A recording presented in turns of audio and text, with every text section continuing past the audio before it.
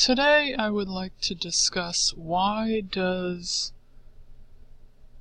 the abuse victim stay with the abuser, and it has to do with the fact that they think the person is going to change, and in this way the narcissist is able to string you along and keep you around with promises of things getting better and things of that nature.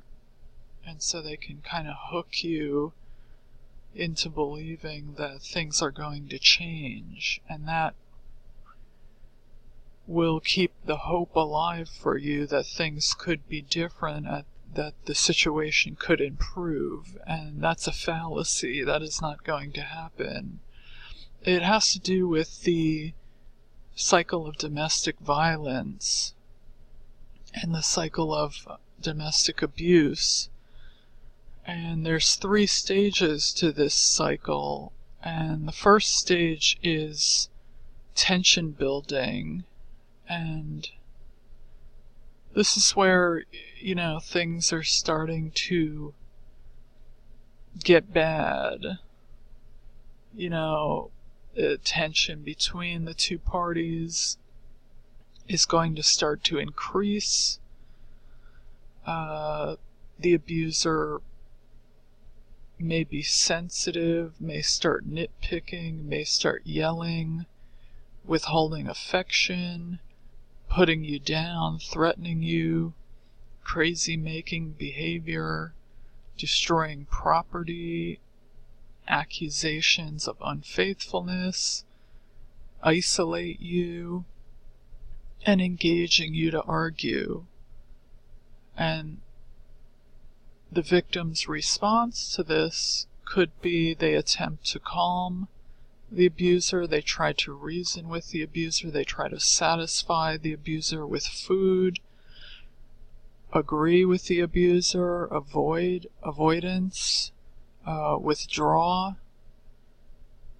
They could be compliant, and they could try to nurture the abuser. Now, in the second stage, that is called the acute explosion phase, and the peak of violence is reached in this phase. The perpetrator experiences a release of tension, and this behavior may become habitual.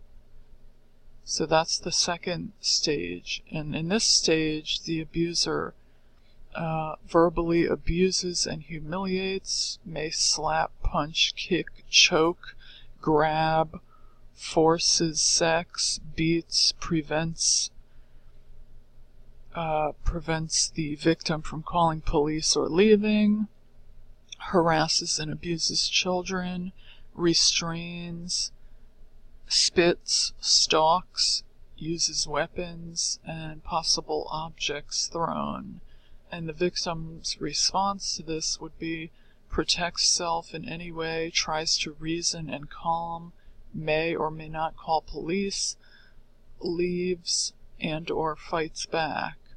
And the third stage, which I think is the most important, is the honeymoon phase, because this is how they're able to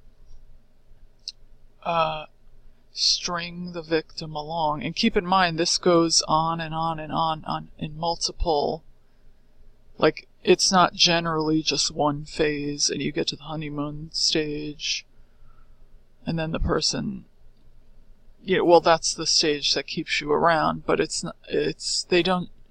doesn't just happen once. This generally goes into a vicious cycle to where these 3 stages happen multiple times, and that's why it's a cycle of abuse. And so the honeymoon phase is where the abuser apologizes, promises it won't happen again, tries to justify their behavior, blames drugs or alcohol, declares their love, wants to be intimate, buys gifts, promises to get help, promises to go to church, enlists family support, cries, threatens suicide. Very important to look at. And then the victim's response to this could be sets up counseling for him or her, drops legal proceedings, agrees to return, stay and take him or her back, forgives the abuser, hopeful, relieved, happy. So as you can see, the honeymoon phase is how they're going to bait you to come back in, and then they're going to go right back to the tension building phase to where it's, horrible again. So they're just trying to string you along as if things are going to get better, but believe me, they are not going to get better. This is a pattern with this particular person, and abusers don't generally change. That's not to say they can't change, but I've never seen it happen, so it's not likely. When a person shows you who they are, believe them. It's that famous quote from, I believe it's Maya Angelou. This is who they are. They're not going to change. They showed you, what their true colors are, and that's your cue to leave. They're not gonna, morph into Jesus Christ overnight. It's just not happening. So the point is, you have to leave. But, the reason the person stays is because they're just so broken down at that point. They're just completely broken down. Their self-esteem is gone.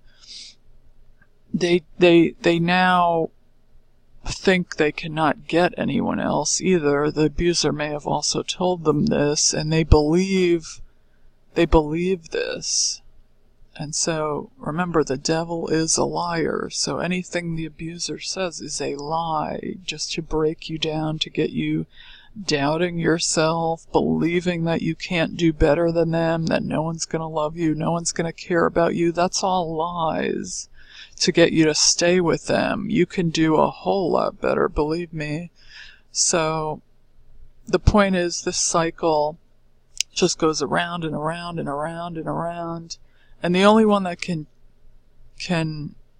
change the cycle is you.